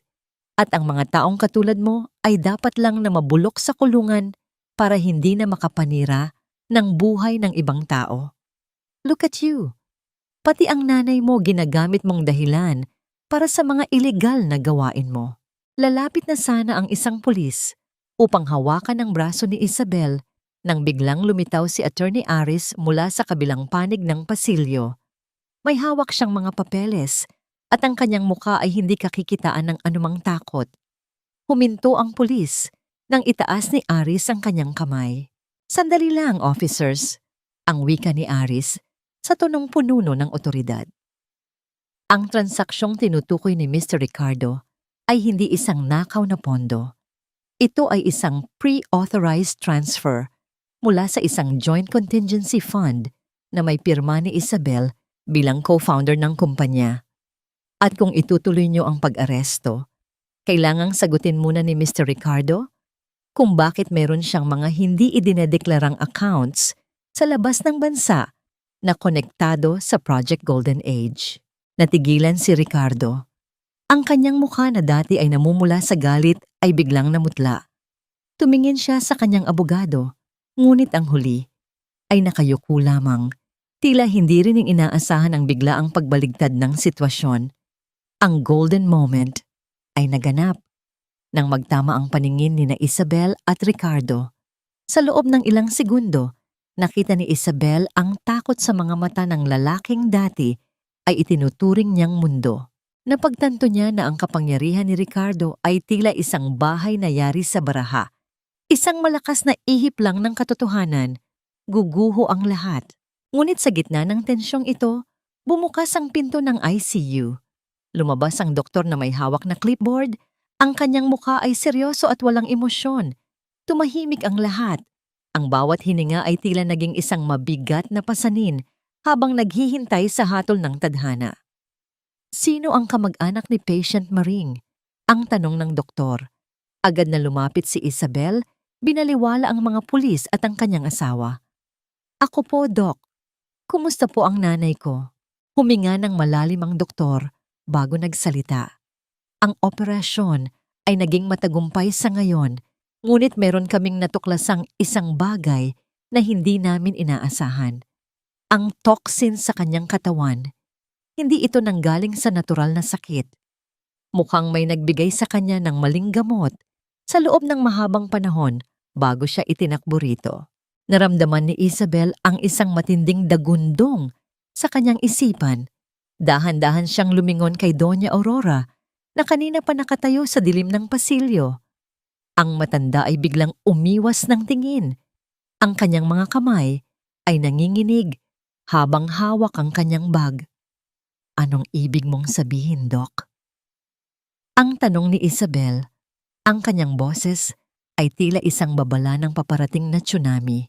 Sa sandaling iyon, ang cellphone ni Ricardo ay muling tumunog. Isang alerto mula sa stock market. Ang presyo ng shares ng Luzon Finance ay biglang bumulusok pababa ng halos 30% sa loob lamang ng 5 minuto. Isang balita ang kumalat sa buong mundo ng finance. The Phoenix has taken control of the majority board seats. Nabitawan ni Ricardo ang kanyang cellphone. Ang tunog ng pagbagsak nito sa sahig ay tila ang huling hininga ng kanyang imperyo. Tumingin siya kay Isabel nang may matinding pagtataka at kilabot. Ikaw ang Phoenix? Ang bulong ni Ricardo. Ang kanyang boses ay halos hindi marinig. Hindi sumagot si Isabel. Tumingin lang siya sa kanyang ina sa loob ng ICU pagkatapos ay sa mga taong sumira sa kanyang buhay. Ang oras ng pagtitiis ay tapos na. Ang oras ng paghuhukom ay nagsisimula pa lamang. Padka. Isang malupit na biro lang ito, Isabel. Hindi mo kayang bilhin ng kumpanyang ako ang nagpalaki. Isang hamak na may bahay ka lang na ang tanging alam ay magluto at maglaba. Paanong ang isang katulad mo ang magiging Phoenix? Ang boses ni Ricardo ay nanginginig, hindi dahil sa galit, kundi dahil sa isang uri ng takot na ngayon lang niya naramdaman sa buong buhay niya.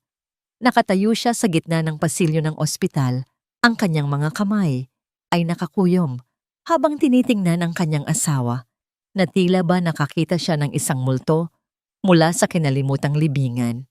Sa tabi niya, si Nicole ay tila isang kandilang dahan-dahang natutunaw. Ang kanyang mapuputlang labi ay hindi makapagsalita at ang kanyang mga mata ay pabalik-balik sa bumagsak na cellphone ni Ricardo at sa kalmado ngunit nakakakilabot na mukha ni Isabel. Ngunit hindi siya sinagot ni Isabel ng salita. Sa halip, ang sagot ay nanggaling sa katahimikan ng kanyang pagtalikod. Lumapit si Isabel kay Attorney Aris at may ibinulong na instruksyon. Ang bawat galaw ni Isabel ay may kasamang awtoridad na hindi matatagpuan sa sinumang reyna. Tumingin siya sa huling pagkakataon sa ICU kung nasaan ang kanyang ina at pagkatapos ay naglakad palabas ng ospital nang hindi man lamang nililingon ang lalaking sumira sa kanyang puso. Ang tunog ng kanyang sapatos sa makintab na sahig ay tila isang mabilis na pagbilang patungo sa pagbagsak ng imperyo ni Ricardo. Makalipas ang isang oras, sa loob ng pinakamarangyang boardroom ng Luzon Finance, ang hangin ay punong-puno ng tensyon at amoy ng kape na hindi na nagawang inumin ng mga shareholders. Ang malaking lamesa na yari sa mahogany ay tila isang altar ng sakripisyo. Ang lahat ng mga direktor ay nagkakagulo, ang kanilang mga boses ay naghahalo-halo sa isang ingay na tila isang palengke sa gitna ng krisis. Naroon si Ricardo. Pilit na inaayos ang kanyang gusot na kurbata habang si Nicole ay nakaupo sa isang sulok. Pilit na itinatago ang kanyang panginginig. Mga Ginoo, manahimik kayo Ang Luzon Finance ay matatag. Ang sigaw ni Ricardo, ngunit ang kanyang boses ay pumiyok, isang malinaw na senyales ng kanyang panghihina. Ang Phoenix na yan ay isang mapagpanggap. Isang temporaryong glitch lang ito sa merkado. Ang malaking pinto ng boardroom ay dahan-dahang bumukas nang walang anumang pasabi. Ang tunog ng pagtama ng pintuan sa dingding ay tila isang hudyat ng digmaan. Pumasok si Isabel, suot ang isang itim na business suit na tila baluti ng isang mandirigma. Kasunod niya sina Mateo at Attorney Aris, bit-bit ang mga makakapal na folder na naglalaman ng katotohanan. Ang bawat mata sa loob ng silid ay nakatuon sa kanya. Ang babaeng dati ay tagapagluto lamang ng merienda sa mga board meetings. Ngayon ay naglalakad patungo sa sentro ng kapangyarihan. Ang golden moment ay naganap nang huminto si Isabel sa tapat ng selyo ng kumpanya na nakaukit sa pader. Hinaplos niya ang ginto, ang kanyang mga daliri ay dahan-dahang naramdaman ang bawat ukit na siya rin naman ang nag-conceptualize 10 taon na ang nakalilipas. Isang mapait na alaala ng kanyang mga pangarap ang dumaan sa kanyang isipan, ngunit mabilis itong napalitan ng isang malamig na determinasyon. Naupo siya sa dulo ng lamesa, sa upuan na dati ay inilalaan lamang para sa chairman. Isabel, wala kang karapatang pumasok dito. Security, ilabas ang babaeng ito. Ang bulyaw ni Ricardo, ang kanyang mukha ay kasing pula ng apoy. Maupo ka, Ricardo. Ang wika ni Isabel, ang kanyang boses ay mababa, ngunit umalingaw-ngaw sa bawat sulok ng silid. Bilang may-ari ng 51% ng stocks ng kumpanyang ito, ako ang may karapatang magpaalis sa iyo.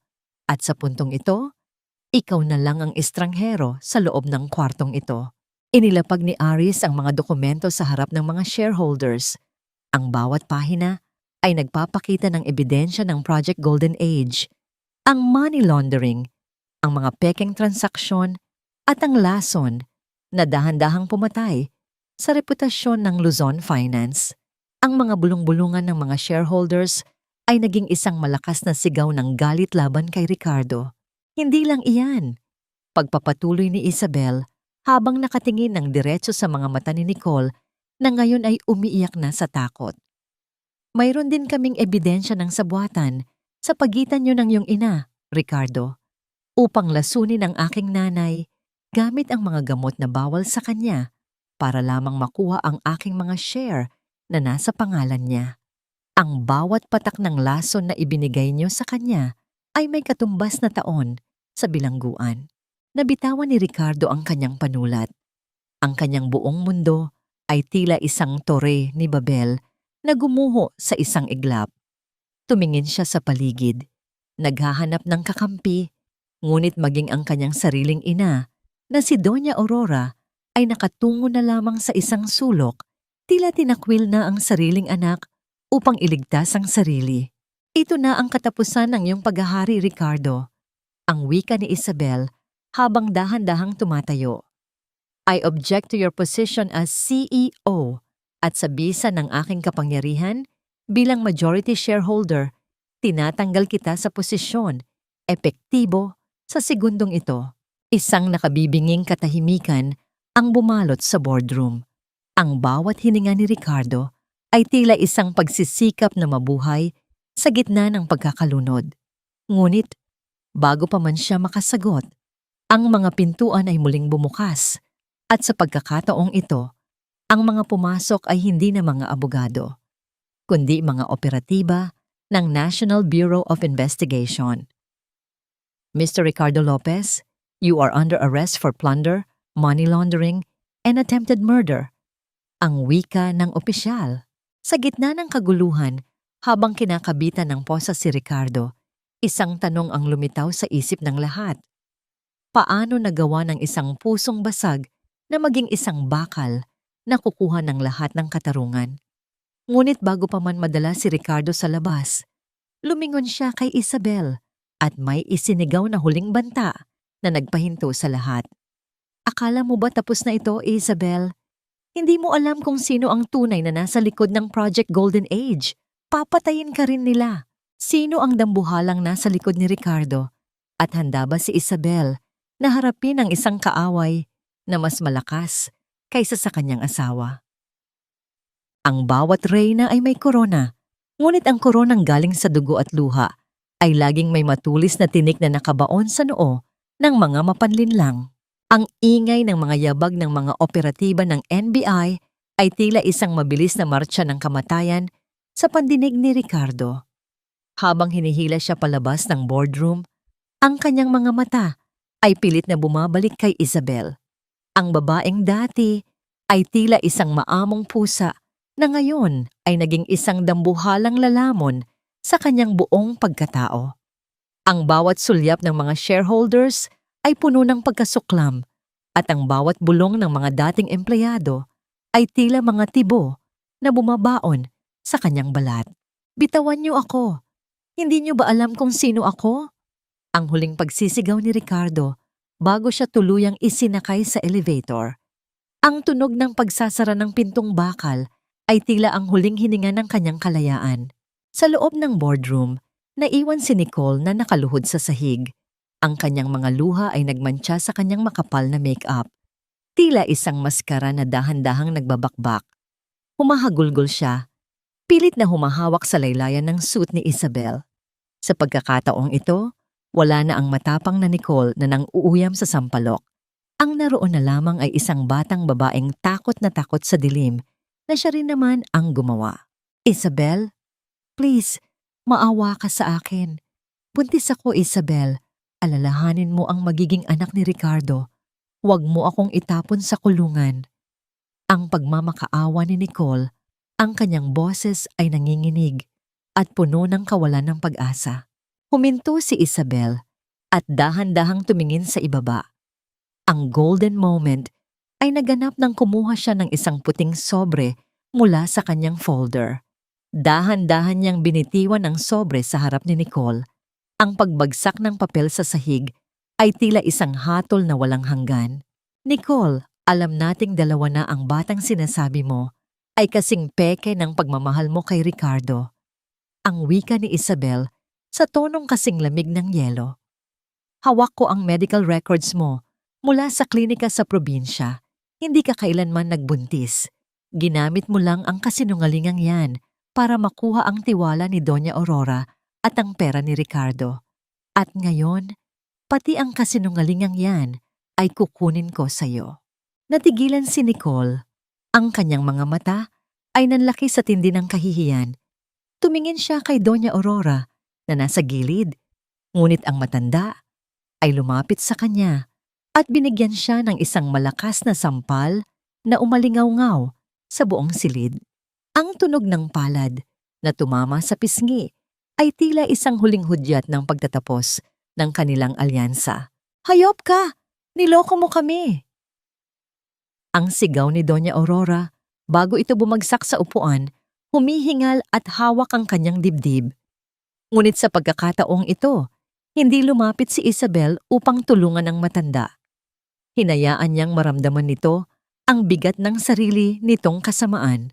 Dahan-dahang lumakad si Isabel patungo sa malaking bintana ng boardroom na nakaharap sa buong skyline ng Makati. Ang araw ay dahan-dahan nang lumulubog, nagbibigay ng isang kulay kahel at lilang liwanag sa paligid. Naramdaman ni Isabel ang isang matinding pagod na dumadaloy sa kanyang kalamnan, ngunit kasabay nito ay ang isang uri ng kapayapaan na 10 taon na niyang hindi nararamdaman. Ang Luzon Finance ay kanya na, ngunit ang presyong ibinayad niya ay ang kanyang buong kabataan at ang kalusugan ng kanyang ina. Lumapit si Mateo at Attorney Aris sa kanyang likuran. Ma'am, kontrolado na natin ang lahat ng accounts. Pero ang sinabi ni Ricardo tungkol sa Project Golden Age, may nakita kaming isang confidential na file. Mukhang may malaking sindikato ng mga politiko ang gumagamit sa Luzon Finance para sa kanilang mga pondo. Kung itutuloy natin ang paglilinis, nanganganib ang buhay niyo. Humarap si Isabel sa kanila. Ang kanyang mukha ay maliwanag sa ilalim ng dapit hapon. Hindi ako bumangon, mula sa abo para lamang matakot sa usok, Mateo. Kung kailangang sunugin ang buong kagubatan para mahanap ang katotohanan, gagawin ko. Isang tawag ang dumating sa cellphone ni Isabel. Ito ay mula sa ospital. Ma'am Isabel, gising na po ang nanay niyo. Hinahanap po kayo. Ang mga salitang iyon ay tila isang himig ng anghel sa pandinig ni Isabel. Sa wakas, ang kanyang tunay na tagumpay ay dumating na. Ngunit habang naglalakad siya palabas ng building, napansin niya ang isang itim na van na nakaparada sa tapat. Ang mga bintana nito ay madilim at tila may mga matang nakamasid sa kanya. Ang digmaan laban kay Ricardo ay tapos na, ngunit ang laban para sa kanyang buhay ay tila nagsisimula pa lamang. Sino ang tunay na mastermind sa likod ng lahat? At hanggang saan handang lumaban si Isabel para sa kanyang bagong nahanap na kalayaan? Ang tunay na kalayaan ay hindi nakukuha sa pagtakbo mula sa dilim, kundi sa pagharap sa dambuhalang nais kumitil sa iyong hininga ng may paninindigan at walang takot. Nakatayo si Isabel sa tapat ng malaking salamin na pintuan ng Luzon Finance, ang kumpanyang naging kulungan at ngayon ay naging palasyo niya. Ang itim na van na nakaparada sa tapat ay tila isang manuununggab na hayop na naghihintay sa dilim. Ang bawat anino sa paligid ay tila may dalang banta, ngunit sa halip na bumalik sa loob, humakbang si Isabel patungo sa sasakyan. Ang bawat pagtama ng kanyang takong sa semento ay tila isang matapang na deklarasyon na hindi na siya ang babaeng madaling takutin. Bumaba ang bintana ng sasakyan. Isang lalaking may katandaan na suot ang isang mamahaling barong at may hawak na tungkod na yari sa pilak ang tumingin sa kanya. Ito si Senator Villafuerte, ang utak sa likod ng Project Golden Age.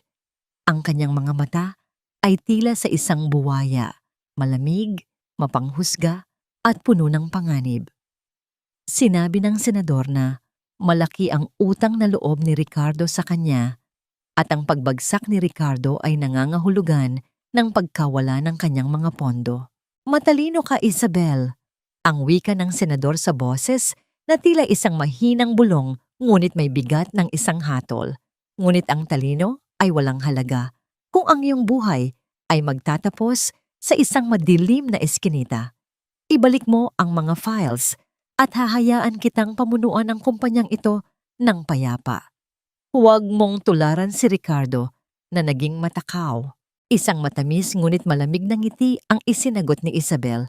Lumapit siya ng bahagya sa bintana, sapat na upang makita ng senador ang kawalan ng takot sa kanyang mga mata.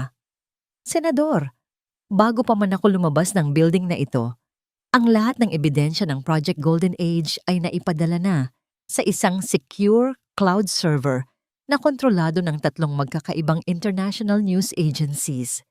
Kapag may nangyaring masama sa akin, sa aking ina, o sa aking mga kasamahan, automatikong lalabas ang katotohanan sa buong mundo. Hindi na ako ang babaeng inakala ninyong madaling manipulahin. Ngayon, ako na ang may hawak ng mitya. Ang golden moment ay naganap nang mapansin ni Isabel ang bahagyang panginginig ng kamay ng senador sa kanyang tungkod. Sa sandaling iyon, nalaman niya na ang kapangyarihang nakabatay sa takot ay laging guguhos harap ng isang taong wala ng takot mamatay para sa katarungan. Iniwan ni Isabel ang senador na nakatitig sa kawalan habang ang itim na van ay mabilis na humarurot palayo, tila isang talunang hayop na tumatakas sa liwanag. Nagmadali si Isabel patungo sa ospital. Ang bawat segundo sa loob ng kanyang sasakyan ay tila isang oras ng panalangin. Nang makarating siya sa silid ng kanyang ina, ang amoy ng sariwang bulaklak at ang mahinang tunog ng pag-ikot ng bentilador ang sumalubong sa kanya. Nakaupo na si Nanay Maring sa kama. Maputla pa rin ngunit ang mga mata ay puno na ng buhay. Nang magtagpo ang kanilang mga mata, Ang lahat ng pader na itinayo ni Isabel sa kanyang puso ay biglang gumuho.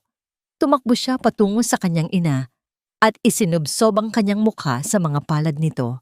Ang bawat hikbi na 10 taon niyang pinigil ay sa wakas ay kumawala na. Ang init ng balat ng kanyang ina at ang amoy ng pamilyar na pulbos ay tila isang gamot na naghilom sa lahat ng kanyang mga sugat. Anak, tapos na. Ang mahinang bulong ni Nanay Maring habang hinahaplos ang buhok ni Isabel. Malaya ka na, Isabel. Malaya na tayo.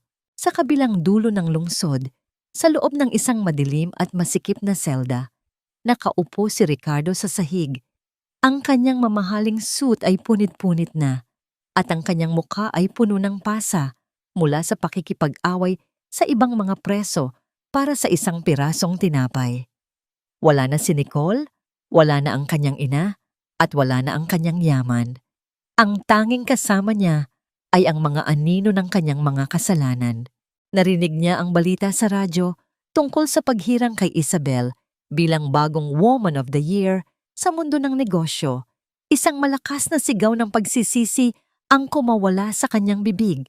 Ngunit tanging ang malamig na rehas lamang ang sumagot sa kanya. Tumayo si Isabel mula sa pagkakayakap sa kanyang ina. Tumingin siya sa bintana ng ospital kung saan ang mga ilaw ng Maynila ay tila mga bituin na bumagsak sa lupa. Hawak niya ang rosaryo ng kanyang ina sa kanyang kanang kamay at sa kanyang kaliwa ang susi ng Luzon Finance. Ang Phoenix ay hindi lamang muling nabuhay, siya ay lumipad na ng mas mataas kaysa sa sinumang nangarap na ibagsak siya. Ngunit sa likod ng kanyang tagumpay, isang huling anino ang dahan-dahang lumilitaw sa labas ng pintuan ng ospital. Isang pamilyar na mukha na matagal na niyang hindi nakikita.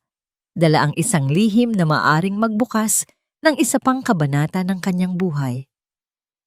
1 taon ang mabilis na lumipas, na tila ba ang bawat araw ay isang pahina ng aklat na dahan-dahang isinusulat ng tadhana ng may higit na pagkalinga. Sa dalampasigan ng Batangas, kung saan ang asul na dagat ay malumanay na humahalik sa maputing buhangin, nakatayo si Isabel. Wala na ang amoy ng usok ng lungsod, wala na ang amoy ng luma at alikabok ng sampalok, at higit sa lahat, wala na ang amoy ng lason ng kataksilan na dati ay tila nakadikit sa kanyang balat. Ang hanging dumadampi sa kanyang mukha ay sariwa. May dalang alat ng dagat na tila naglilinis sa bawat natitirang sugat ng kanyang nakaraan. Sa malapit, nakaupo sa isang tumba-tumba si Nanay Maring. Masigla na ang mga mata at may hawak na paboritong libro. Ang kanyang paghinga ay payapa na. Hindi na kailangan ng anumang makina upang bilangin ang bawat sandali ng kanyang buhay. Tumingin ang matanda kay Isabel at ngumiti. Isang ngiting puno ng pagmamalaki at katahimikan. Hindi na nila kailangang magsalita. Ang katahimikan sa pagitan nilang dalawa ay sapat na upang sabihing ang lahat ay maayos na. Sa loob ng 1 taon, naging matagumpay ang paglilinis ni Isabel sa Luzon Finance. Ang kumpanya ay naging simbolo na ngayon ng katapatan at pagtulong sa mga maliliit na negosyante. Ang bawat empleyadong tinanggal ni Ricardo ay muling ibinalik ni Isabel, binigyan ng tamang dangal at sahod.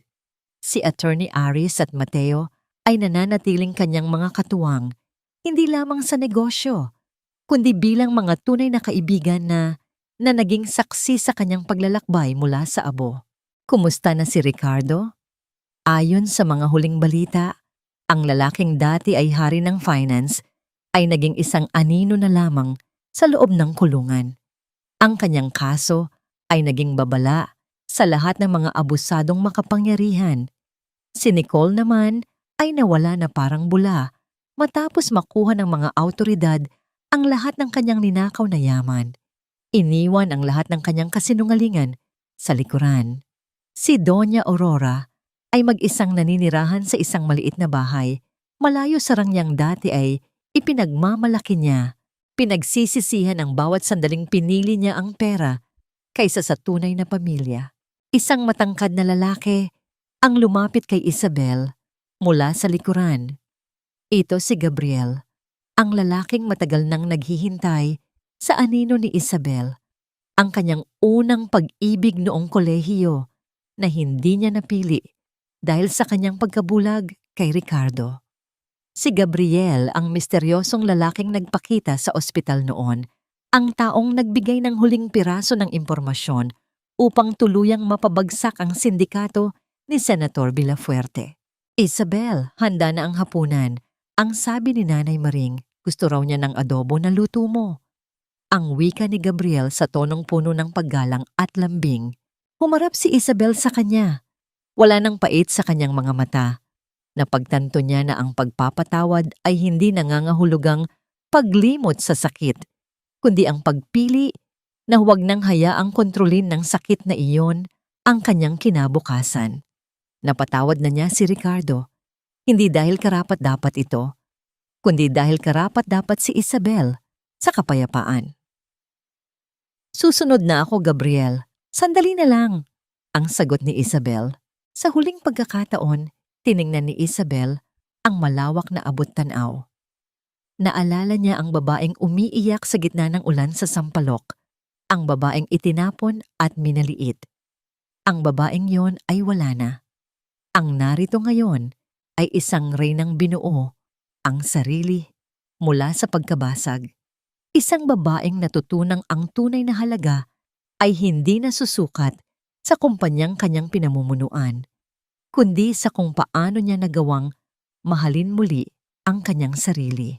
Ang golden moment ng kanyang buhay ay hindi ang pag-upo sa chairman's chair, kundi ang sandaling nalaman niyang kaya niyang huminga ng malalim ng walang takot sa bukas. Ang paghihiganti ay matamis sa simula, ngunit ang paghilom ang tanging nagbibigay ng tunay na busog sa kaluluwa. Dahan-dahang naglakad si Isabel patungo sa loob ng kanilang bahay, bitbit ang rosaryo ng kanyang ina at ang bagong pag-asang nahanap niya sa gitna ng unos. Ang bawat hakbang niya sa buhangin ay mabilis na binubura ng alon. Tila ba sinasabi ng dagat na ang nakaraan ay wala na at ang tanging mahalaga ay ang liwanag ng kasalukuyan. Tapos na ang kwento ng Phoenix. Ngayon, nagsisimula na ang kwento ni Isabel, isang babaeng malaya, matatag at buo.